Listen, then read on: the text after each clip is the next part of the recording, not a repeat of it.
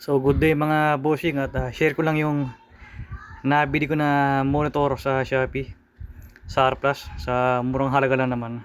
So tingnan natin.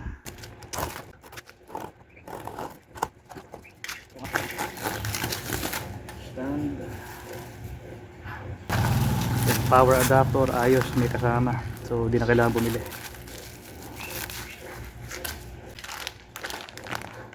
Yan, may kasama ding HDMI cable bago.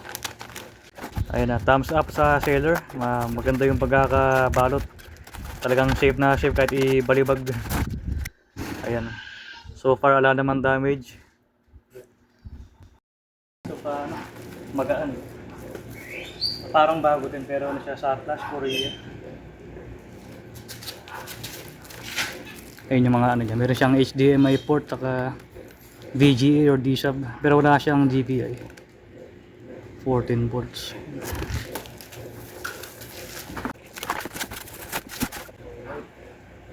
Makinis siya, parang bago. Ang resolution ay 1080p. So may kabit muna yung stand, tapos testing natin.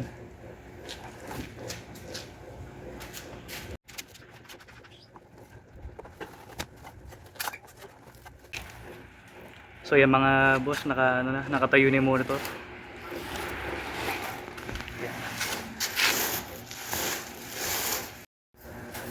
So ito gamit namin monitor, 20 inch lang siya. Parang hindi bagay sa Manila. So ang una namin, maglaki na ng konti. 27 inches na kaya baka di kayanin ng video card dahil RX 580 na gamit namin. So ikumpara natin yung size.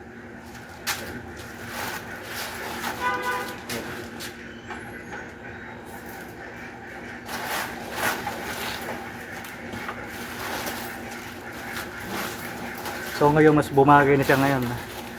Yung dati talagang maliit tingnan. So maya i-fire up ko na. Bumili nga pala ako ng adapter para sa HDMI to DVI kasi di gumagana yung HDMI port ng video card. So, mura lang siya sa Shopee. Mukhang quality naman.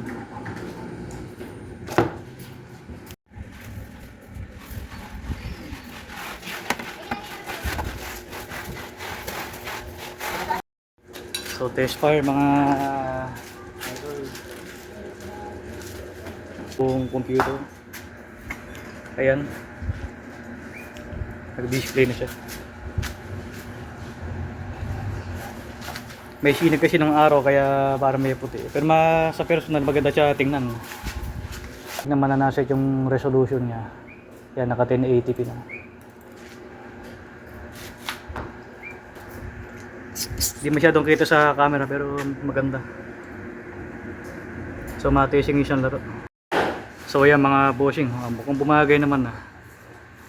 27 sana pero pwede naman na yung 24 inch. Kaysa naman yung dati talagang maliit tingnan.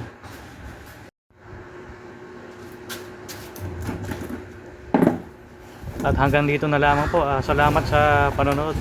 Till next time.